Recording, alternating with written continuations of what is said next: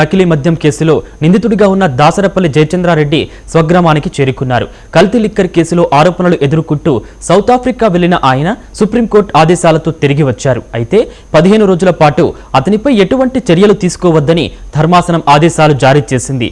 అలాగే కేసు విచారణలో సిట్ అధికారులకు సహకరించాలని ఉత్తర్వుల్లో పేర్కొంది.